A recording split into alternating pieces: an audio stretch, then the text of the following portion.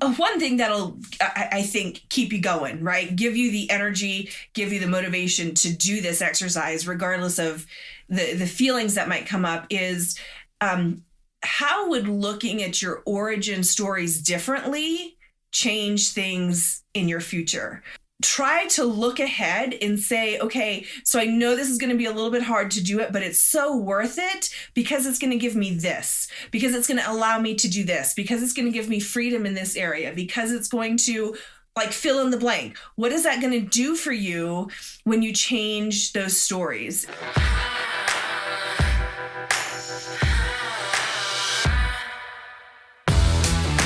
Welcome to the EQ for Entrepreneurs podcast. Like most business owners, you already know you need good business and marketing strategies to scale and be profitable. But at some point, you've hit the dreaded wall where you feel stuck and frustrated. EQ for Entrepreneurs is for business owners and leaders who are honest enough to admit that they just might be the ones holding their business back and are brave enough to change that. We're Noble and Kathy, and every week we're having candid conversations about all things emotional intelligence and how growing that has allowed us to get out of our own way and is radically transforming both our businesses and our personal lives. This is the secret sauce strategy for modern entrepreneurs who are tired of hustling without seeing results and want to grow a business and a life that they love.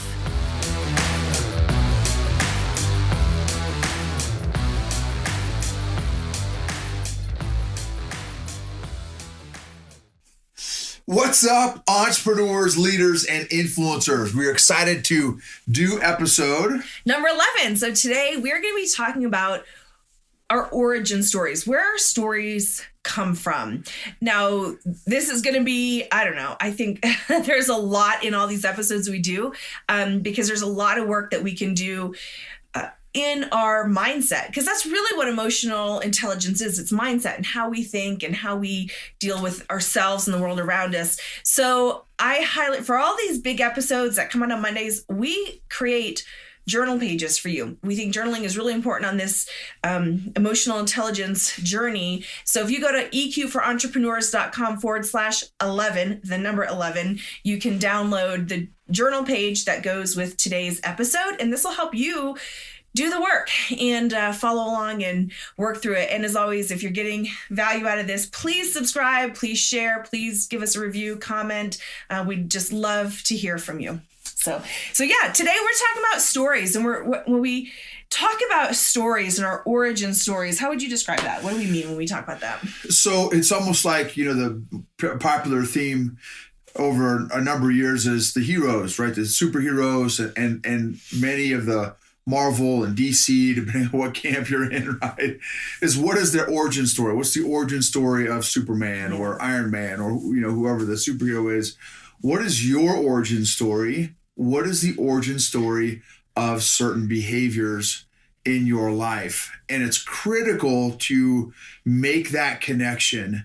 The more connections you can make between where you're at today and that origin story, the more aligned your emotional spinal column will be, if I can use that analogy. Otherwise, there's a lack of connection for your brain, for your emotions, that kind of thing. So the more of those connections that you can make, what I have found personally, and again, we're not professional psychologists or therapists or counselors or anything like that. This is just us sharing our journey of our lessons learned from my experience. The more connections I make between where I'm at today as an adult versus, again, where my origin story began, the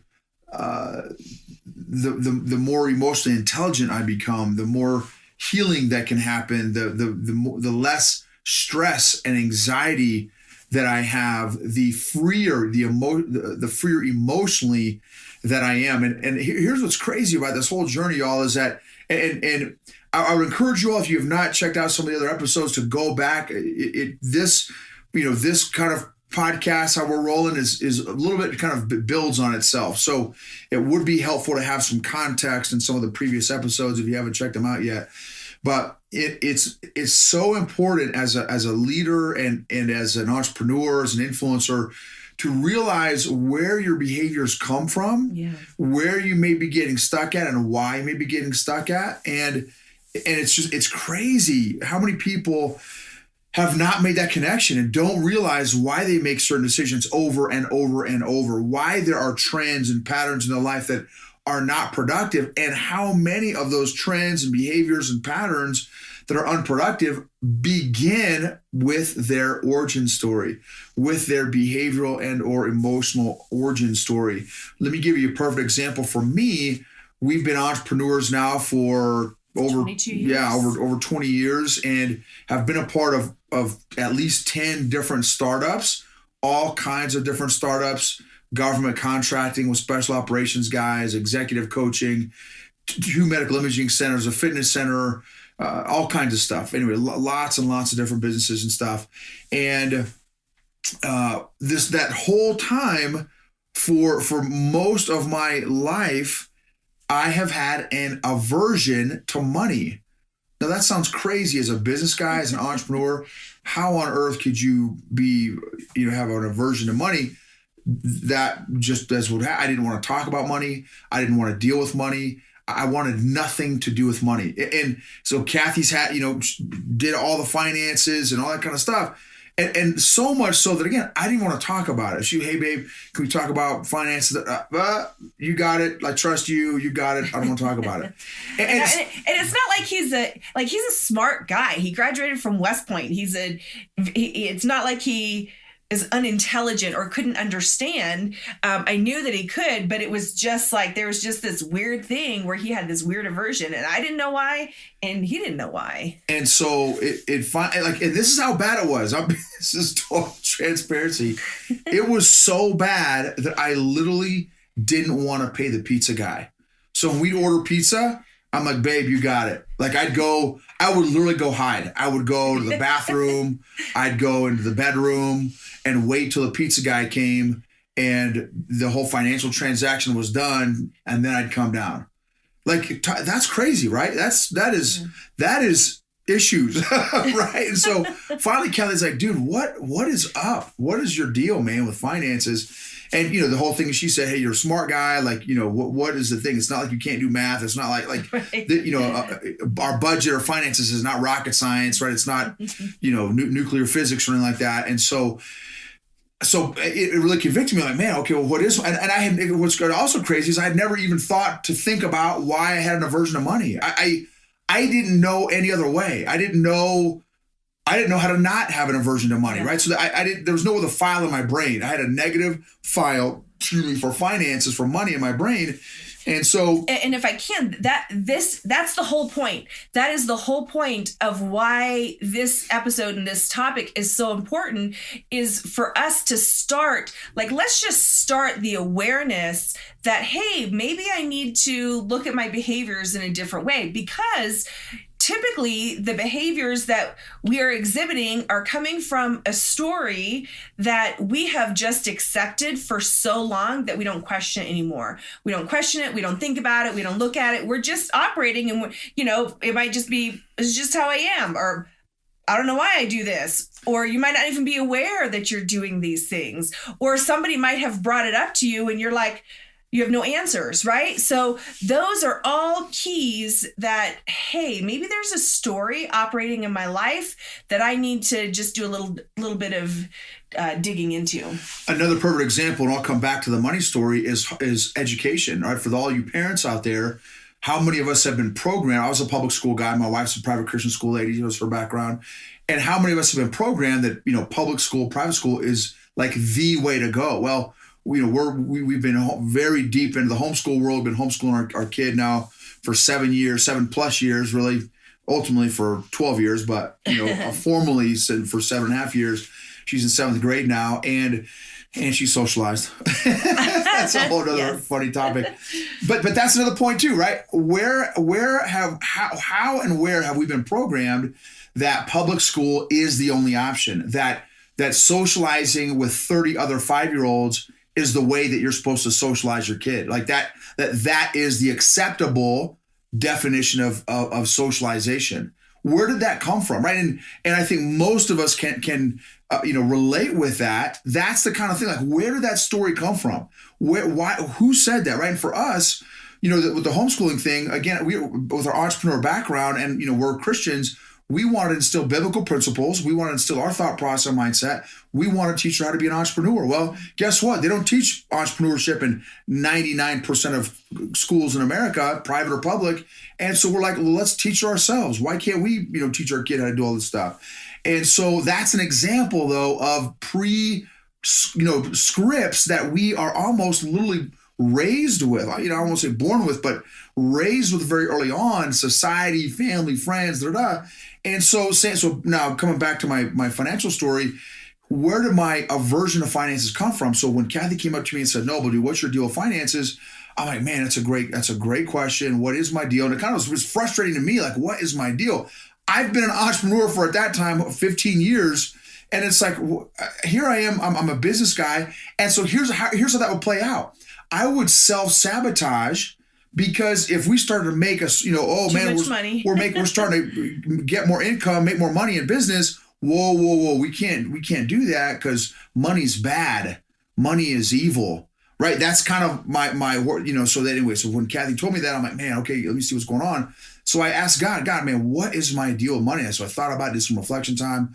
What is my deal with money? And I prayed, and he reminded me when I was, 5, 6, 7, 8 years old, young guy.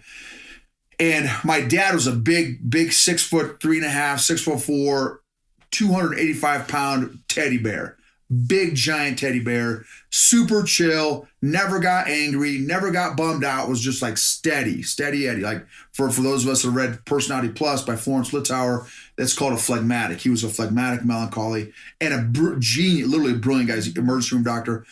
And so one day I'm upstairs. We had a 2-story house upstairs in my room, and I hear this yelling and screaming. And my mom's a 4'10" little Hispanic lady.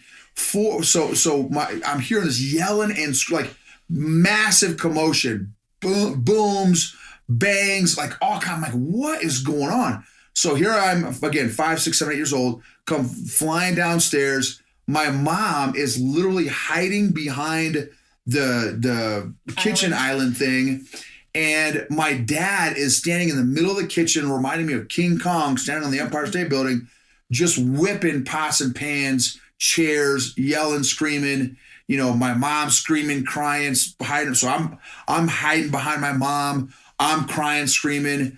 And and in my little brain, my little 5, 6, 7, 8-year-old brain, I'm like, man, what is going on? I mean, it was a significant emotional event in my entire life at that time, 8 years, however long, 7, 8 years. I had never seen my dad like that. I had only seen him be super chill. And so once the dust settled, once they stop, yelling and screaming, and, adrenaline stopped pumping so much and everything, I found out what the big giant commotion was all about. It was about money. And so in my little 7, 8-year-old brain at the time, I made a vow, like, I don't even know what's a deeper thing than a vow, commitment, a promise, a vow that if this, of course I'm 5, 6, 7, 8 years old, I have no idea what money is, right? I don't know what's going on. I don't know what money is. I made a vow. Okay. So I just heard my dad and mom yelling and screaming about this thing called money. Okay. Whatever that thing is. So this thing called money is, if it can turn my angel teddy bear saint of a dad into Satan, you know what I mean? Into stinking scary Godzilla guy, like, clearly money is evil. Money is bad. And so I made a vow in my little brain, my little kid brain at that time, that money is bad. And here's the thing. So that was the way that I coped. That it was my survival mechanism that helped me kind of explain and rationalize, like, okay, this is what was going on. And so that maybe served me at that time in my life. But guess what? That did not serve me at 20, 25, 30, 35, right? It didn't serve me anymore. But I never got rid of it. I didn't even realize it was that vow, that promise or commitment was there, but it was still operating and affecting and impacting directly not only our personal lives, but our businesses as well. And so, people think, again, sometimes people think, well, this warm, fuzzy stuff doesn't affect, how I lead or how I influence, or, I keep my emotions separate. Listen, the coping mechanisms that you developed as a kid, there's a very, very good chance that they're still operating in your life somehow, some ways with self-sabotage. Maybe you do different self-sabotage. Maybe, maybe you have, a whole different set of deals that you got to work on. But I'm telling you, they are probably operating in your life unless you have been one of the blessed and fortunate ones to do this intentional work to identify, pray, identify, assess, evaluate, process these different behaviors to figure out what is that origin story. So let me tell you, once I made that connection, God reminded me about that. Okay, well, this is kind of where you got that aversion to money. Like it was like 4th of July in my being. I was like, oh my goodness, man, I had no idea that this program, this computer program was operating in the background, directly impacting my decision-making process in these areas, personally and professionally. And so that is when I was able to begin to start praying about it, to start doing some reflection. Okay, well, how did I feel as a kid? And start working through the emotional process, the emotional work to get through that emotional and spiritual work, to get through that so that it would stop impacting me negatively. Yeah, and I just want to say this. I know that sometimes there's a weird or negative vibe or feeling about looking back at your childhood. Some people just don't want to do that because they're like, look, what's the point? It happened. I'm an adult now, right? What can I do? And I get that. I totally get that. I want to make just one recommendation for a resource that we have found that has helped us do it in a way that's very safe, in a way that's very helpful, that's not blame inducing or about shame or about, hey, let's go dig up dirt just to dig it up. There's a book that's called Running on Empty. The author's name is Dr. Janice Webb. Her first name is spelled Jonice, Dr. Janice Webb, Running on Empty. And she introduces a concept called childhood emotional neglect, CEN. But what she does is she helps you look back again to get the lessons. So again, it's not to blame, shame, or make excuses. And we'll probably do episodes on this in the future, so we won't dive into that right now. But it's so that the whole purpose is just to understand, is so that you can understand you, and you can understand, well, this is why I'm doing this, because now as an adult, you get to make conscious decisions to do things differently. You get to make a conscious decision to say, well, okay, so that behavior served me as a child, but it's not serving me anymore, so I can let it go. Like it served a purpose, and now I can say, okay, I'm going to do this differently, and I'm going to just make a different decision. It helps us to be able to choose our behaviors from a healthy, conscious decision rather than just doing them because of something that happened in the past. So I just felt like that's really important. I just want to say that because I know sometimes that feels really unsafe to people to look back and to look at that, or they feel like they're blaming, and that's no, that's none of that. Don't go back with that as your mindset. Just think back with the purpose of, okay, I just want to understand this so that way I can understand myself and know how to move forward. So, okay, so a couple things that if you, to kind of do some thinking, right? Because this is all about mindset. Another great word for emotional intelligence is good mindset, right? Is having a great mindset. And this is so important as a business owner, because if you're the business owner, you are the business also, right? And so your mindset affects everything that we do. So let's break this down. I've got 5 different ways to really look at and think about, okay, where in my business or my life do I notice or feel like I'm hitting a wall, or feel like I'm self-sabotage, or feel like I might be doing some kind of behavior that's not helpful to me, right? So let's look at these different areas. Number 1 is certain tasks. So are there certain tasks in your business that you just want to avoid, that you find yourself no, I can't do that, or I don't want to do that, or, or something like that, or you just feel like you've got a major wall? There's a couple things you could do. So a couple different lists: a behavior inventory and a habit inventory. Yep. And next to each behavior and next to each habit, so it's almost like if you imagine an Excel spreadsheet, next to each habit, you can do a couple different columns and behaviors as well. Is, are they positive or negative?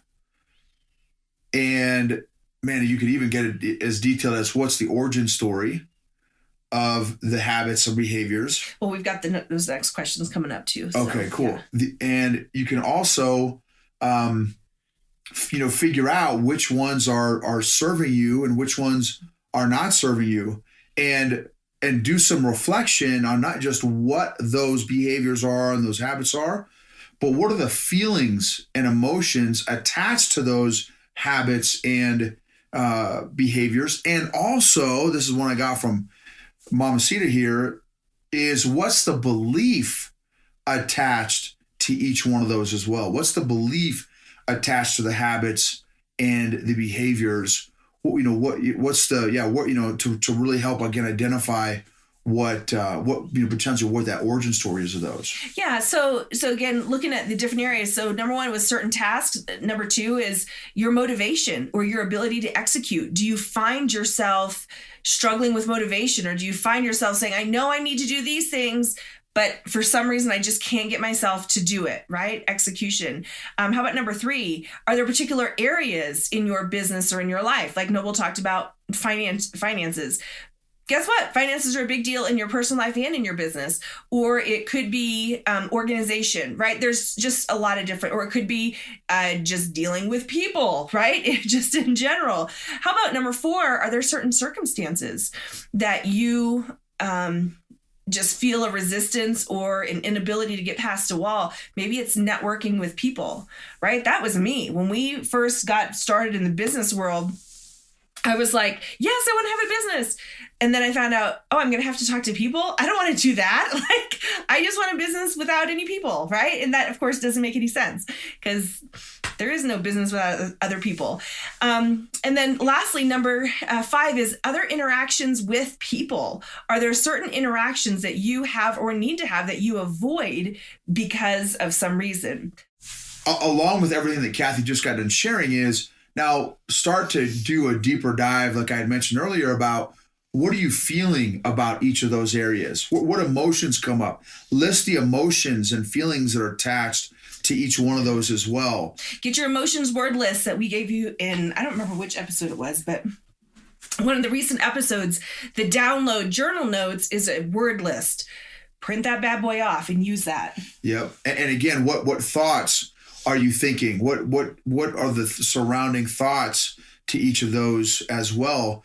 And again, with the intent to really see if you can go back and identify and ascertain what is that origin story that pertains with that particular behavior or self-sabotage, that kind of those limiting beliefs. Really trying to figure out where those came from. Yeah, because what happens is we have something that happens to us, like Noble described about the incident with his dad, and then because of that, we come up with a belief. So his belief was money is bad, right? Maybe your belief is I'm not good at speaking, or maybe your belief is nobody will listen to me. Maybe your belief is I'm not organized. Whatever it is, it comes from somewhere. It comes from something. And so look back and identify it. And then here's how you start to change it. Okay. So now looking at the origin stories as an adult, right? As an adult, as a business owner, as a leader, with what you know now, how can you look at it differently? Right? Because this is the beautiful thing is you have the power to change the stories. We don't have the power to change the past, but we have the power to change the stories we're telling ourselves. And when we change the stories we're telling ourselves, we change our behavior. And when we change our behavior, we get a different outcome in our life and in our business. And so looking back at those, how can you look at that differently? So like for Nobles, for instance, I'll let him say how he did it. But one way to look at it would be, okay, well, my parents were just going through a rough time financially, but that doesn't mean that money is evil, right? So I don't know if you want to address how you did that. No, that's a great example. I had to assess, again, so do this whole exercise with all of mine, and that the finances thing is just one of them. Okay, what happened, right? What's the event? What is my behavior? What are the feelings and emotions attached to all this stuff? What's my belief? And then, what's my story based on all this stuff? And then say, is my story accurate? Right.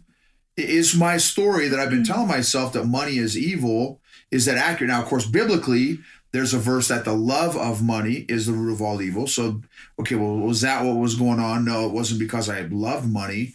So then what was it? If I said, okay, well, just money is evil, why, how did I come to that conclusion? Right. So my whole story. And what's a more accurate story? What is the truth about money? Well, money reveals the character of who's got it. It doesn't make somebody good or bad. It just reveals the character that's inside somebody. And so, and like Kathy said, with my folks, they were going through a financial challenge, clearly. And rather than, again, in my little child brain at the time, I didn't have a contextual understanding of their marriage, of their relationship, of their finances. I had no idea, right? As a kid, you don't know all that stuff. And so now as an adult, I can go back, like Kathy said, and rewrite what it was probably a more accurate story, and now develop a whole new mental and emotional file about finances. But I will tell you that work to rewrite that story and rewrite those corresponding beliefs and truths, that all takes time and intention. This isn't like, oh, Shazam, wham, bam, here's my story, here's my new story, here's my new truths, my new beliefs, da da da. It takes time to do all this stuff and intention, and it's not always fun, right? That wasn't a pleasant experience to go back and reflect on, as a little kid, but obviously it was a little different as an adult, but still a lot of those feelings and emotions came back, and that's why a lot of people avoid this stuff. But I'm telling you, there is freedom, emotional freedom, and emotional oxygen on the other side of that wall, that wall that you may be bumping up against. And, and ultimately God wants you to have victory in those areas. It's healthy to have victory in those areas. You don't want to continue as an adult, as an entrepreneur, as a leader, to continue to allow these limiting beliefs to control you and limit you unnecessarily based on where the new spot that you're at in life.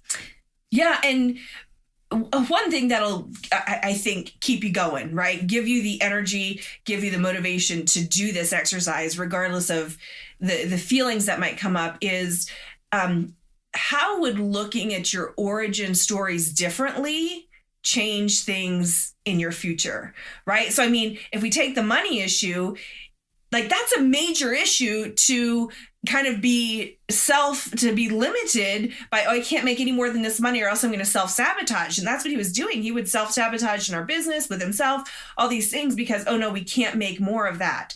Well, think about what having that lid gone does.